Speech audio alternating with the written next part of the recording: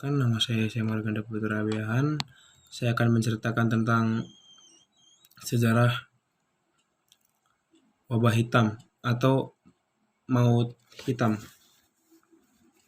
Maut hitam, disebut juga wabah hitam, adalah suatu pandemi hebat yang pertama kali melanda Eropa pada pertengahan hingga akhir abad ke-14 dan membunuh sepertiga hingga 2/3 populasi Eropa. Jika termasuk Timur Tengah, India dan Tiongkok, maut hitam telah merenggut sedikitnya 75 juta jiwa. Beberapa wabah penting yang muncul kemudian antara lain wabah Italia, wabah London, wabah besar Wina, wabah besar Marseille, serta wabah pada tahun 1771 di Moskwa. Ketidakpastian untuk tetap bertahan hidup menciptakan suatu kecenderungan yang tidak sehat pada masyarakat untuk hidup hanya untuk hari ini, seperti gambaran oleh Giovanni Boccaccio pada The Decameron. Sejarah penamaannya. Catatan sejarah telah membuat sebagian besar ilmuwan meyakini bahwa maut hitam adalah suatu serangan wabah bubonik yang disebabkan bakteri Yersinia pestis dan disebarkan oleh pinjal dengan bantuan hewan seperti tikus rumah, walaupun kalangan yang menyaksikan kebenaran ini. Sejarah wabah hitam. Selama ribuan tahun, tidak ada penyakit epidemi. Namun, ketika orang-orang mulai tinggal di kota, infeksi bisa menyebar dengan lebih mudah. Anak-anak dalam bahaya terbesar hingga abad ke-19. 50% meninggal sebelum usia 15 tahun. Terdapat beberapa hipotesis mengenai asal dari wabah ini. Dari daerah ini menyebar menuju Eropa melalui jalur sutra dibawa oleh tentara dan pada pedagang Mongol. Wabah ini menyebar di Asia dan merebak di provinsi Hubei, Cina. Pada tahun 1334, maut hitam di Eropa pertama kali dilaporkan berada di Kaffa, yang berada di Crimea pada tahun 1347.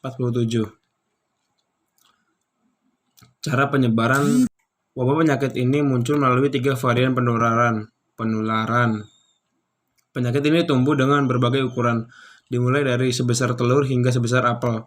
Penyebaran wabah pes bermula dari serangga yang terinfeksi melalui kontak langsung dengan hewan pengerat, termasuk diantaranya tikus dan marmut yang terinfeksi wabah.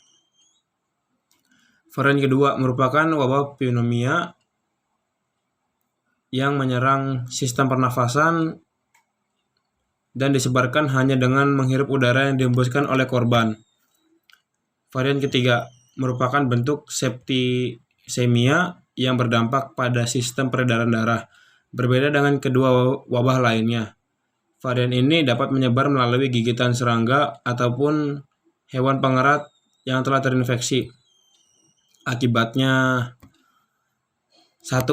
Tingkat kematian.